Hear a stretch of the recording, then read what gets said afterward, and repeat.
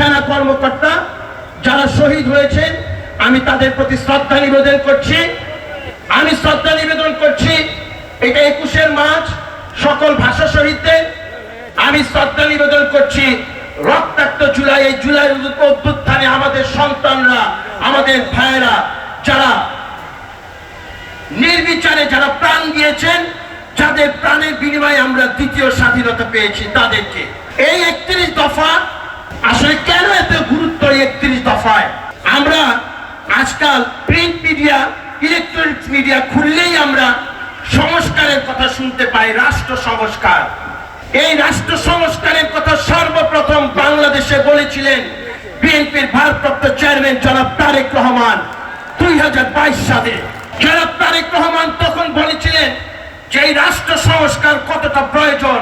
পরবর্তীকালে উনি সকল রাজনৈতিক দলকে নিয়ে এই 31 দফা ঘোষণা করেন। এই ফর্মুলাটা কিন্তু জনাব তারেক রহমানের। পৃথিবীতে সবচেয়ে বড় বিষয় হচ্ছে ফর্মুলা, আইডিয়া, যেটা জনাব তারেক রহমান দিয়েছেন। এখন একটা পক্ষ ওনার এই ফর্মুলাটাকে চুরি করে নিয়ে কিংবা ডাকাতি করে নিয়ে তাদের বলে তারা চালিয়ে দিতে চাচ্ছে। কিন্তু ইচ্ছে করলে কি কার ফর্মুলা নেওয়া যায়? যায় না।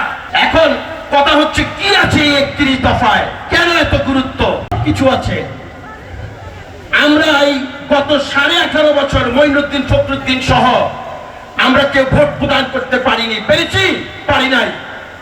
31 দফায় আছে একটা নিরপেক্ষ নির্বাচন, আমাদের ভোট প্রদান, ক্ষমতার বিকেন্দ্রীকরণ এবং যেই সাহসিকতা এবং যেই উদারতা নিয়ে আমাদের বিএনপির ভারপ্রাপ্ত চেয়ারম্যান জনাব তারেক রহমান এই 31 দফা কায়েম করতে চান, এটা ইতিহাসে বিরল এবং নজিরবিহীন। তার জনাব তারেক রহমানের স্বপ্ন এই 31 দফা বাস্তবায়ন করে একটা স্বনির্ভর সোনার বাংলাদেশ গড়বেন। আমরা সকলেই কি 31 দফা বাস্তবায়নে সর্বাত্মক ওনাকে সহযোগিতা করব?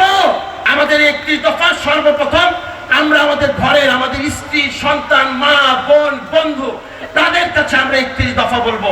বক্তব্য আমি দেব না, বক্তব্য সবাই দেবেন। আমি শুধু কামরাঙ্গীরচর বাসীকে 1 মিনিট একটা কথা বলে ছেড়ে দেব।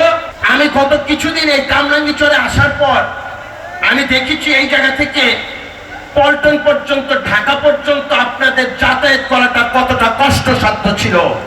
কোন সময় দেখিনি কামরাঙ্গীরচর জনসভা শুরু হওয়ার শেষে এসে পৌঁছাইছে। যতক্ষণ পর্যন্ত জনগণের ভোটাধিকার নিশ্চিত না হবে, ততক্ষণ পর্যন্ত আমাদের কোনো চাওয়াই পূর্ণ হবে না। আমাদের সকল অধিকার কোনো একটা মহলের কাছে কুক্ষিগত থাকবে। আর সেই জায়গা থেকে মুক্ত করার জন্য আমাদেরকে নির্বাচনের দিকে অগ্রসর হতে হবে। একটি সুষ্ঠু, অবাধ, নিরপেক্ষ নির্বাচন এবং অবাধ নিরপেক্ষ নির্বাচনের মাধ্যমে যে নেতা নির্বাচিত হবে, সেই নেতার মাধ্যমেই বাংলাদেশ পরিচালিত হবে এবং সেই নেতা হবে আগামী রাষ্ট্রনায়ক জনাব তারেক রহমান। তারেক রহমানের হাতকে আন্দোলন সংগ্রামে মাঠে ছিলাম কিনা?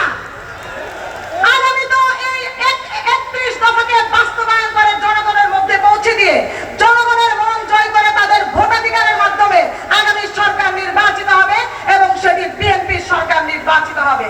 সেই পর্যন্ত আমরা যারা নেতাকর্মীরা অতীতে মাঠে ছিলাম, বর্তমানে মাঠে আছি, ভবিষ্যতেও মাঠে থাকবো। মাঝখানে যদি কেউ আমাদের বাধা দিতে চায়, তাদেরকে বলতে চাই, গেছে ফাগুনে দ্বিগুণ ছিলাম, আসছে ফাগুনে শতগুণ হয়ে জবাব দেব ইনশাআল্লাহ। আজকে বাংলাদেশে যতগুলা ক্রান্তিকাল সময় গিয়েছে, প্রত্যেকটি ক্রান্তিকাল সময় কোন পরিবার সব সময় জনগণের পাশে দাঁড়িয়েছে? জিয়া পরিবার। স্বাধীনতার সময় মহান স্বাধীনতার ঘোষক কে দিয়েছিল? শহীদ রাষ্ট্রপতি জিয়াউর রহমান, বীর মুক্তিযোদ্ধা, রণাঙ্গনের মুক্তিযোদ্ধা। 90-তে স্বৈরশাসক এরশাদের বিরুদ্ধে যিনি মাঠে সংগ্রাম করে গণতন্ত্র বাংলাদেশে ফেরত এনেছিল, কোন সে নেত্রী? বাংলাদেশের সবচেয়ে জনপ্রিয় নেত্রী, দেশের নেত্রী বেগম খালেদা জিয়া। এবং এই দীর্ঘ 16টা বছর আমরা কার নেতৃত্বে আন্দোলন সংগ্রাম করেছি? জনাব তারেক রহমানের নেতৃত্বে আমরা আন্দোলন সংগ্রাম করেছি বাক স্বাধীনতার জন্য, গণতন্ত্রের জন্য, ভোটাধিকারের জন্য, এবং মানবাধিকারের জন্য।